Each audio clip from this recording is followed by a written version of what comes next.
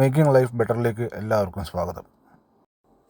അധികം ആരും കേൾക്കാത്ത ഒന്നാണ് ബ്രിഡ്ജ് ലോൺ. കാരണം പലരും അധികം ആശ്രയിക്കുന്നത് പേഴ്സണൽ ലോണുകളെയാണ്. മറ്റുള്ള ലോണുകളെ പോലെ തന്നെ ബ്രിഡ്ജ് ലോണുകൾ നമുക്ക് നമ്മുടെ ബിസിനസ് ആവശ്യങ്ങൾക്ക് ഉപയോഗിക്കാം. അതുപോലെ തന്നെ പ്രോപ്പർട്ടി പർച്ചേസുകളിലും നമുക്ക് ഉപയോഗിക്കാം. ഇതിൽ തന്നെ ഒരു പുതിയ വീട് എടുക്കാൻ നേരത്ത് ഒരാൾക്ക് എങ്ങനെ ബ്രിഡ്ജ് ലോണുകൾ ഉപയോഗിക്കാം എന്ന് നമുക്ക് ഇവിടെ ഒരു സിമ്പിൾ എക്സാമ്പിളിലൂടെ നമുക്ക് നോക്കാം. ഇനി സങ്കല്പിക്കുക, നിങ്ങളുടെ ഫാമിലിയായിട്ട് ഒരു കുഞ്ഞു വീട്ടിൽ താമസിക്കുന്നു. നിങ്ങളുടെ സ്വന്തമായിട്ടുള്ളൊരു വീട് തന്നെയാണത്. പക്ഷേ നിങ്ങളുടെ ഫാമിലി വളർന്ന് നിങ്ങൾക്ക് ഒരു കൊച്ചുണ്ടായി, 2 കൊച്ചുങ്ങളുണ്ടായി. അങ്ങനെ വരുമ്പോൾ നിങ്ങൾ നാളെ ചിന്തിക്കുകയാണ് നിങ്ങൾക്കൊരു പുതിയ വീട്ടിലേക്ക് താമസം മാറണമെന്ന്. ഇതിനായി നിങ്ങൾ ഒരു പുതിയ വീട് കണ്ടെത്തുകയാണ്. ഒരു 50 ലക്ഷം മൂല്യമുള്ളൊരു വീട് കണ്ടെത്തുകയാണ്. അപ്പോൾ ആ വിൽപ്പനക്കാരൻ നിങ്ങളോട് പറയുകയാണ്, ശരി, വീടിൻ്റെ മൂല്യം 50 ലക്ഷമാണ്, പക്ഷേ എനിക്ക് നിങ്ങൾ 2 ആഴ്ചക്കുള്ളിൽ 15 ലക്ഷം രൂപ എനിക്ക് നിങ്ങൾ അഡ്വാൻസ് തുക തരണം. അങ്ങനെയാണെങ്കിലേ ഞാൻ ഈ ഡീൽ ഉറപ്പിക്കുകയുള്ളൂ. എന്നാൽ നിങ്ങളുടെ ബാങ്ക് ബാലൻസ് ചെക്ക് ചെയ്യുമ്പോൾ നിങ്ങൾക്ക് ആകെ അതിനകത്തുണ്ടാകുന്നത് 50,000 1 ലക്ഷം രൂപയായിരിക്കും. അപ്പോൾ 2 ആഴ്ചക്കുള്ളിൽ നിങ്ങൾക്ക് എങ്ങനെ പോയാലും ബാക്കിയുള്ള തുക റേസ് ചെയ്യാൻ പറ്റില്ല എന്ന ഒരു സാഹചര്യമാണ്. എന്നിരുന്നാലും ആ പുതിയ വീട് അത് നിങ്ങൾക്ക് നിങ്ങളുടെ ഫാമിലിക്ക് അത് വിട്ടുകളയാൻ തോന്നണമില്ല. അപ്പോൾ ഇങ്ങനെയുള്ളൊരു സാഹചര്യത്തിൽ നിങ്ങൾ എന്ത് ചെയ്യും? അപ്പോൾ ഇങ്ങനെയൊരു സാഹചര്യത്തിൽ പലരും ചെയ്യാൻ പോകുന്നത്, ഓക്കെ, നമ്മുടെ ഇപ്പോഴത്തെ കുഞ്ഞു വീടാണ്, നമ്മുടെ ഇപ്പോഴത്തെ വീട് വിറ്റിട്ട് പുതിയ വീടിനുള്ള ഫണ്ട് റേസ് ചെയ്യുക എന്നുള്ളൊരു സൊല്യൂഷനാണ് പലർക്കും വരുന്നത്. എന്നാൽ 2 ആഴ്ച സമയത്തിനുള്ളിൽ നമ്മുടെ വീട് വിൽക്കാനോ അല്ലെങ്കിൽ ഒരു അഡ്വാൻസ്, ആ പഴയ വീട്ടിനൊരു അഡ്വാൻസ് തുക കിട്ടാനുള്ള സാഹചര്യങ്ങളൊക്കെ വളരെ കുറവാണ്. അപ്പോൾ ഇങ്ങനെയൊരു സാഹചര്യങ്ങളാണ് പലരും പേഴ്സണൽ ലോണുകളിലേക്ക് പോകുന്നത്. എല്ലാവർക്കും അറിയുന്നത് പോലെ തന്നെ ഇന്നത്തെ കാലത്തെ പല ബാങ്കുകളും വളരെ വലിയ തുകകൾ പേഴ്സണൽ ലോണുകളായിട്ട് ഡിസ്പേഴ്സ് ചെയ്യാറുണ്ട്. ഇതുപോലുള്ള പേഴ്സണൽ ലോണുകളൊക്കെ വളരെ കൂടിയ ഇൻട്രസ്റ്റ് നിരക്കിലായിരിക്കും കസ്റ്റമേഴ്സിന് ബാങ്കുകൾ കൊടുക്കുന്നത്. ഇൻട്രസ്റ്റ് റേറ്റുകൾ എന്നൊക്കെ പറഞ്ഞാൽ 10% മുതൽ 12%, 15%, 18%, 24% വരെയൊക്കെ ഇൻട്രസ്റ്റ് റേറ്റുകൾ വരാം.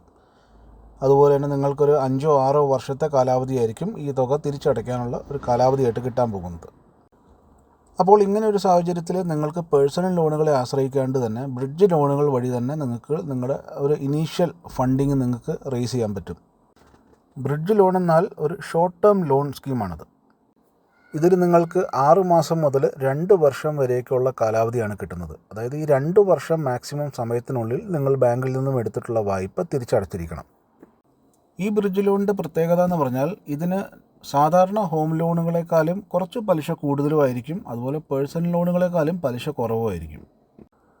അപ്പോൾ ഒരു ബ്രിഡ്ജ് ലോൺ എടുക്കാൻ വേണ്ടി നിങ്ങളൊരു നല്ല ബാങ്ക് തിരഞ്ഞെടുക്കുക. ആദ്യം തന്നെ നിങ്ങൾ ബാങ്കിൽ ചെല്ലുക, നിങ്ങളുടെ ഉദ്ദേശം പറയുക. അതായത് എനിക്കൊരു പുതിയ വീട് മേടിക്കണം, അതിനകത്തൊരു 15 ലക്ഷം രൂപയുടെ ഫണ്ട് എനിക്ക് റേസ് ചെയ്യാനുണ്ട്, എൻ്റെ കയ്യിലൊരു പ്രോപ്പർട്ടി ഉണ്ട്, പക്ഷേ അത് വിറ്റ് പോകാൻ എനിക്കൊരു 6 മാസത്തെ സാവകാശം വേണം.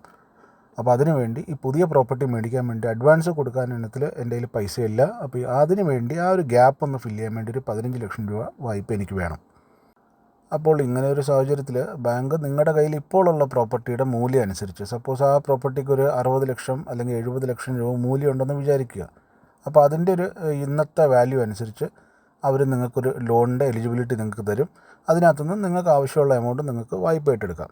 അത് 15 ലക്ഷം രൂപ, നിങ്ങളുടെ ഇപ്പോഴത്തെ സാഹചര്യത്തിൽ 15 ലക്ഷം രൂപ മാത്രം എടുക്കുക. ബ്രിഡ്ജ് ലോണുകളുടെ തിരിച്ചടവെന്ന് പറഞ്ഞിട്ടുണ്ടെങ്കിൽ നമ്മൾക്ക് പൊതുവേ EMIകളായിട്ട് വരുന്നത് ഇൻട്രസ്റ്റ് ഓൺലി EMIകളായിരിക്കും. അതായത് നമ്മൾ എടുക്കുന്ന തുകയുടെ ഇൻട്രസ്റ്റ് മാത്രമാണ് നമ്മൾ എല്ലാ മാസവും അടച്ചുകൊണ്ടിരിക്കുന്നത്. അപ്പോൾ നമ്മൾ ഇവിടുത്തെ സാഹചര്യത്തിൽ 15 ലക്ഷം രൂപ ലോൺ എടുക്കുമ്പോൾ നമ്മൾ 1 വർഷത്തെ കാലാവധിയാണ് നമ്മൾ തീരുമാനിച്ചിരിക്കുന്നത്. അപ്പോൾ ഈ ഒരു സാഹചര്യത്തിൽ നമുക്ക് എല്ലാ മാസവും 12,500 രൂപ മാത്രം വെച്ച് അടച്ചാൽ മതി 1 വർഷത്തേക്ക്.